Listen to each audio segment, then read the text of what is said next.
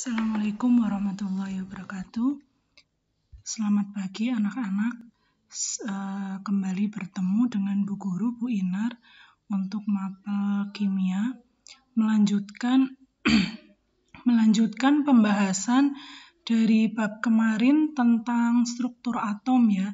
Kalau bab sebelumnya kita belajar tentang sejarah perkembangan atom, mulai dari teori yang disampaikan oleh Dalton, teori yang disampaikan oleh Thomson, kemudian Rutherford dan Bohr, dan yang mekanika kuantum ya, teori atom yang digunakan hingga saat ini.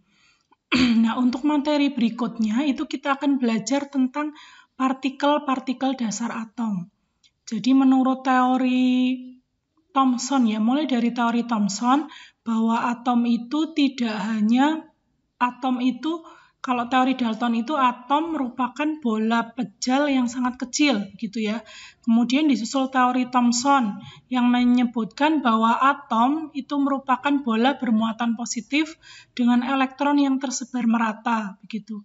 Kemudian jadi menurut Thomson atom itu bukan bagian terkecil gitu ya. Jadi bukan hanya bola pejal, tapi ada juga bagian lain begitu yang ada di dalam atom menurut Thomson. Kemudian kalau menurut Rutherford itu lebih kompleks lagi. Ternyata di dalam atom itu terdapat inti atom begitu. Kemudian lebih diperbaiki lagi oleh Bohr begitu ya, bahwa di dalam atom itu ada inti atomnya ada proton dan neutron, kemudian ada elektron yang mengelilingi inti atom dengan lintasan tertentu begitu, ada orbit tertentu seperti tata surya. Nah, untuk bagian-bagian dalam atom itu akan kita pelajari hari ini ya. Jadi Bu Guru ambilkan yang termudah untuk membayangkan itu dari model atomnya Bohr, begitu ya. Nanti kalian lebih mudah membayangkan. Di model teori atom Bohr, ini bisa dilihat ya bahwa ini sebagai contoh atom karbon gitu. Jadi menurut teori atom Bohr itu atom ada bagian terkecil dari atom gitu ya, yaitu inti atom. Nah, inti atom ini ada tanda positif, warnanya biru, dan ada warnanya merah. Yang biru ini menunjukkan jumlah dari proton. Nah, yang warnanya merah dia menunjukkan jumlah dari neutron gitu ya. Jadi inti atom itu di dalam atom itu ada inti atom dan ada elektronnya. Nah, inti atom itu ada elektron, ada proton, ada neutron. Jadi kalau kalian ditanya apa saja partikel atom atau dalam atom itu ada apa saja, maka kalian bisa menyebutkan dalam atom itu ada inti atom dan ada elektron. Nah, inti atom itu juga tersusun lagi, ada partikel di dalamnya, yaitu proton dan juga neutron gitu. Nah, proton dan neutron ini ada di inti atom di tengah begitu, yang dikelilingi oleh elektron gitu. Coba kalian tebak begitu ya, atau kalian perkirakan begitu. Kira-kira jumlah proton, elektron, neutron, atom karbon dengan atom yang lainnya itu kira-kira sama apa tidak? Misalkan jumlah karbon dan jumlah dari atom karbon, proton, elektron, neutron dengan jumlah dari atom misalkan litium atau hidrogen gitu. Beda atau sama? Beda ya, karena unsurnya berbeda, maka dia juga memiliki atom yang berbeda. Lah nanti antara jumlah-jumlah proton, elektron, dan neutron yang berbeda itu, dia akan membawa sifat yang spesifik terhadap atom tersebut. Kalau jumlahnya sekian, kalau jumlahnya sedikit, atau jumlahnya banyak, begitu ya. Jadi perbedaan jumlah elektron, proton, dan neutron itu akan membawa sifat pada atom tersebut. Nah, sifat-sifat spesifik pada atom nanti membawa sifat juga pada zatnya begitu.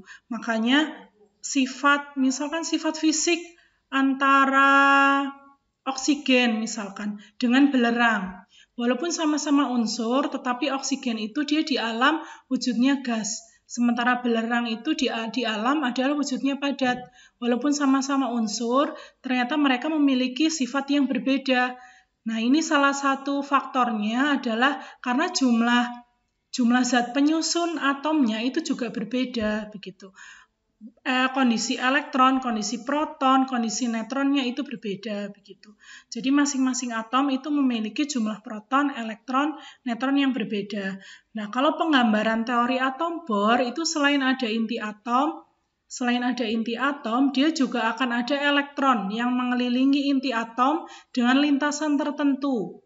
Jadi lingkarannya tidak hanya satu saja ya, tapi lingkarannya bisa banyak. Lingkaran yang untuk menempati elektron. Elektron itu dia punya ruang atau punya tempat untuk dia tinggal begitu ya, mengelilingi inti atom. Nah, ini namanya lintasan elektron atau orbit begitu.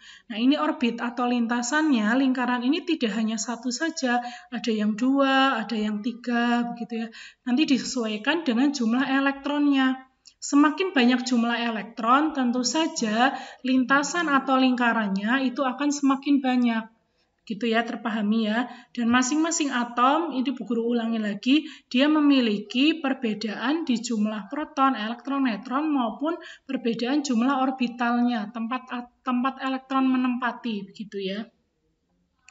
Nah, kalau kita bicara tentang atom, maka atom itu nanti akan sesuai begitu ya. Dengan seiring waktu kita belajar, ternyata kita mengetahui bahwa ada bilangan yang tepat begitu ya, yang sudah dicari oleh para ahli begitu, diselidiki, diamati melalui percobaan begitu ya, perhitungan bahwa masing-masing atom, masing-masing unsur dia memiliki jumlah proton, elektron, neutron berbeda begitu, dan ini sangat teratur begitu ya. Nah, maka Bu Guru ingin mengingatkan pada kalian begitu bahwa nah ini salah satu bukti keteraturan alam semesta dan segala isinya itu adalah bukti adanya Allah begitu.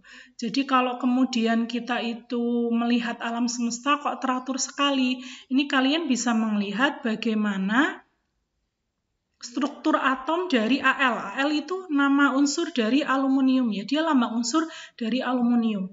Nih, di tengahnya ini ada inti atom, dia ada proton dan neutron. Ini kira-kira penggambaran tentang pergerakan atom gitu. Bahwa atom itu juga tidak stasioner atau diam, tapi dia juga bergerak begitu. Kalau mau digambarkan 3 dimensinya seperti ini ya. Untuk atom aluminium, bagaimana dengan atom yang lain ya? Nanti akan ada perbedaannya begitu. Misal ini untuk aluminium ya, jadi ada keteraturan. Aluminium dengan nomor massa 24,901, kemudian nomor atomnya 13, dia memiliki struktur atom seperti ini kalau digambarkan dengan teori atom Bohr. Nah, ini sangat teratur sekali begitu, jumlah elektron sekian, di proton ada sekian, neutronnya sekian, sama dengan alam semesta begitu. Dan peredarannya itu mengikuti ketentuannya begitu ya. Kalau kemudian peredarannya itu dia ngawur begitu ya, ya ini bisa-bisa ya saling bertabrakan begitu. Jadi elektron ini dia akan mengelilingi inti atom dengan lintasan tertentu. Jadi tidak ada kemudian lintasannya ngawur ataupun acak atau zigzag begitu. Tapi dia mengikuti ya lintasannya. Begitu juga dengan alam semesta begitu ya. Kalaupun tidak ada yang ngatur ya dia akan jadi kacau begitu. Dia akan bisa jadi bertabrakan. Bisa jadi bertabrakan begitu. Jadi antara satu atom dengan atom yang lainnya itu sama-sama menunjukkan keteraturan. Jadi kalau aluminium dengan jumlah proton, elektron, dan neutron sekian, begitu ya, dan kemudian teratur sama juga dengan alam semesta. Begitu. Ketika tidak ada yang mengatur, tidak ada aturannya, yang bisa jadi masing-masing planet ataupun penghuni di alam semesta itu bertabrakan begitu. Sehingga kalau kita memikirkan hal ini, kemudian kita bisa merenungi bahwa salah satu bukti penciptaan Allah itu adanya alam semesta dengan keteraturannya. Sehingga ketika kemudian kita itu mempelajari salah satunya materi struktur atom, kemudian kita menyadari bahwa hal terkecil dari sebuah benda ataupun sebuah zat, yaitu atom, itu juga ada yang mengatur, yaitu Allah, begitu ya. Sehingga dalam kehidupan kita itu juga sebenarnya akan ada aturan-aturan yang membuat hidup kita itu menjadi terarah jika mengikuti aturan itu, yaitu aturan Allah. Kalau tidak ikut ya nanti jadinya bisa bertabrakan satu sama lain. Nah, begitu ya, itu Bu Guru memberikan satu insight begitu ya dari satu hal yang bisa kita renungi untuk materi struktur atom. Kemudian kembali ke materi berikutnya, yaitu unsur-unsur yang ditemukan oleh para ahli itu dia akan dikelompokkan dengan sangat sistematis. Jadi untuk bab selanjutnya itu kita belajar tentang sejarah sistem periodik unsur. Jadi masing-masing unsur itu akan dikelompokkan dengan cara sistematis, begitu. Jadi akan dikelompokkan dan itu akan ada pengelompokan yang rapi sekali begitu ya. Nah, ini Bu Guru tunjukkan gambarnya, namanya adalah sistem periodik unsur. Itu tulisan bahasa Inggrisnya ya, periodic table of the elements. Jadi sistem periodik unsur. Jadi ini ada unsur hidrogen, litium, natrium, kalium, kalsium, magnesium, helium, dan semuanya ini disusun dengan cara sistematis, namanya di tabel periodik unsur. Dan di sini itu juga sudah ada yang namanya nomor massa dan juga nomor atom. Nah, selanjutnya kita akan belajar tentang notasi atom. Dia akan menunjukkan jumlah proton, elektron, dan neutron, gitu ya.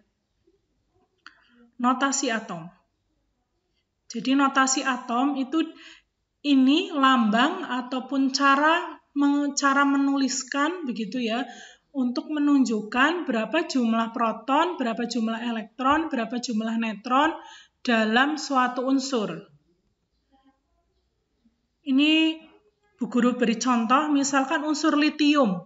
Unsur litium itu ada angka 7 dan ada angka 3. Li itu dia lambang unsur dari litium. Nah, angka 7 dan angka 3 ini diperoleh dari mana? Angka 7 dan angka 3 ini diperoleh dari tadi, yang tabel periodik unsur, di mana semua unsur itu ada di situ. Beserta dengan hasil dari perhitungan para ahli tentang nomor massa dan nomor atomnya, begitu ya. Nah, angka 7 dan 3, angka 7 itu dia lebih besar. Itu biasanya letaknya bisa di atas, bisa di bawah, tapi ini di sebelah kiri, begitu ya. Bisa di sini, bisa di kiri, bisa di kanan juga dituliskan di sini 7 dan 3 begitu. Jadi angka yang lebih besar, kemudian ada lambang unsur, kemudian angka yang lebih kecil.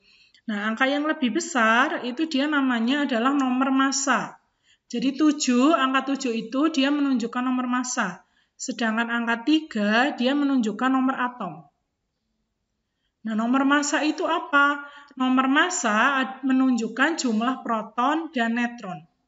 Jadi kalau kita membaca suatu notasi atom, ada notasi atom itu terdiri dari apa ya? Seperti ini, ada angkanya, kemudian ada lambang unsurnya. Nah, kalau menemukan notasi atom seperti ini, kita bisa membaca bahwa nomor massa, itu angka yang paling atas, itu menunjukkan proton dan neutron. Begitu. Sedangkan angka yang bawah, itu dia hanya menunjukkan jumlah proton. Jadi Bu Guru ulangi lagi, proton dan neutron itu letaknya di mana? Di inti atom, ya di tengah. Proton juga letaknya di inti atom. Bagaimana dengan elektron? Nah, jumlah elektron itu nanti sama dengan jumlah proton jika tidak ada muatannya. Bagaimana sih apa yang dimaksud muatan? Muatan itu jika elektron dia berpindah ataupun atom itu elektronnya berpindah atau atom itu dia mendapatkan elektron dari atom yang lain. Nanti dia akan menjadi muatan positif 1, misalkan negatif 1, positif 2, negatif 2, begitu. Nah, yang untuk pertemuan hari ini akan kita bahas yang untuk atom yang netral saja, yang tidak ada muatannya. Jadi notasi atom itu dituliskan dengan 7 Li3 misalkan untuk atom litium. 7-nya nomor massa, dia menunjukkan inti atom. Apa saja di inti atom ditunjukkan oleh angka yang atas ini, yang 7 ya. Oh berarti jumlah proton dan neutronnya itu ada 7 untuk litium. Bagaimana jumlah protonnya? Oh protonnya berarti ada 3. Berarti jumlah neutronnya berapa? Coba difikirkan. Kalau di inti atom ada proton dan neutron 7, kemudian protonnya 3, maka neutronnya ada, ya, neutronnya ada 7 dikurangi 3, yaitu 4, ya. Nih, Bu Guru ulangi lagi ya untuk menjelaskan. Nomor massa, jumlah proton dan neutron. Nomor atom itu jumlah proton. Sekarang kalau ada pertanyaan, maka jumlah proton dan neutronnya berapa? Bagaimana kita untuk menjawab pertanyaan ini? Nah, kita melihat nomor massanya. Oh, ini 7. Berarti jumlah proton dan neutronnya ada 7. Kemudian jumlah protonnya berapa? Jumlah proton itu ditunjukkan oleh nomor atom, angka yang bawah. Berarti jumlah protonnya ada 3. Kemudian partikel atomnya. Jadi di atom itu kan ada 3 partikel ya, ada proton, ada elektron, ada neutron. Jadi masing-masing ini memiliki jumlah partikel berapa? Proton berapa, elektron berapa, neutron berapa. Nah, kita bisa hitung dari notasi atom ini, begitu ya, yang angka 7 Li3. Jadi untuk litium itu protonnya, kita lihat nomor atomnya 3. Oh, berarti protonnya itu ada 3. Elektronnya ada berapa? Elektronnya sama dengan proton, ya 3 juga. Jika tidak bermuatan, unsur ini adalah unsur netral, tidak ada tanda negatif 1, positif 1, atau negatif 2, atau yang lainnya. Unsur ini netral, berarti jumlah elektron itu sama dengan jumlah proton. Nah, yang terakhir, bagaimana dengan jumlah neutron? Jumlah neutron itu dihitung dari nomor massanya, jumlah proton dan neutron, dikurangi jumlah proton. Jadi kan ketemu neutronnya ya. Jadi 7 dikurangi 3. Angka yang atas dikurangi dengan angka yang bawah, maka jumlahnya menjadi jumlah neutron. Kalau 7 saja, ini menunjukkan jumlah proton dan neutron. 3 saja, ini menunjukkan jumlah proton. Kalau 7 dikurangi 3, ini menunjukkan jumlah neutron. Bagaimana dengan jumlah elektron? Dia akan sama dengan jumlah proton. Nah, kalian bisa melihat bagaimana struktur atom litium. Ini kurang huruf I ya. Ini Bu Guru ambil dari Google. Jadi kalau kalian mau melihat gambar yang bergerak begitu ya dari atom, bisa lihat, bisa banyak tersedia begitu gambar yang menunjukkan struktur atom dari suatu unsur. Coba kita hitung dari ini harus ada 7. Karena nomor massanya 7. 1, 2, 3, 4, 5, 6, 7. Kemudian elektronnya ini harus ada 3. Coba kalian hitung. Nih, di lingkaran atau orbit yang dekat dengan inti atom, jumlah elektronnya ada 2. Di lingkaran yang kedua ini ya, namanya adalah kulit L, ini elektronnya 1. Sehingga jumlah total elektron yaitu ada 3. Kalau yang di tengah ini ada 7. Dengan komposisi jumlah protonnya ada 3, yang biru. Nah, yang merah, neutronnya itu ada 4. Nah, sesuai ya, gambar yang seharusnya dengan yang tadi kita hitung. Kemudian berikutnya, kita akan berlatih menghitung jumlah proton, elektron, dan neutron. Ya, jadi ada 2 slide berikutnya. Misalkan hidrogen. Hidrogen 4He2, ini notasi atomnya. 4He2. 4 itu dia menunjukkan nomor massa, 2 menunjukkan nomor atom.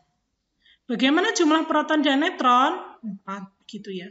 Bagaimana jumlah protonnya? Jumlah protonnya berapa? 2. Ya. Nah, sekarang partikelnya, pembentuk atomnya. Protonnya ada berapa? Ini di atas sudah ada ya, ini 2. Berarti jumlah protonnya yaitu 2. Jumlah elektronnya, elektron itu sama dengan proton.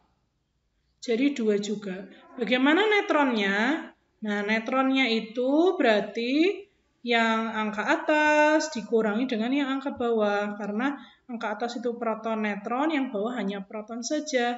Jadi jumlah neutron itu 4 dikurangi 2. Hasilnya yaitu jumlah neutronnya ada 2. Ya. Nah, bagaimana dengan 23Na11? Jumlah protonnya berarti berapa? Jumlah protonnya ya 11. Jumlah elektronnya berapa? Jumlah neutronnya berapa? Coba kalian tuliskan atau kalian cari begitu ya, dicari jumlahnya. Untuk proton itu jumlahnya 11. Nah, lihat ini. Angka yang bawah. Kemudian untuk elektron itu jumlahnya, elektron itu dengan jumlah sama dengan proton, yaitu 11 juga. Nah, neutron itu jumlahnya 23 dikurangi 11. Ya, 23 dikurangi 11. 12. Ini harusnya 12 ya. Ini ada keliru ini Bu Guru.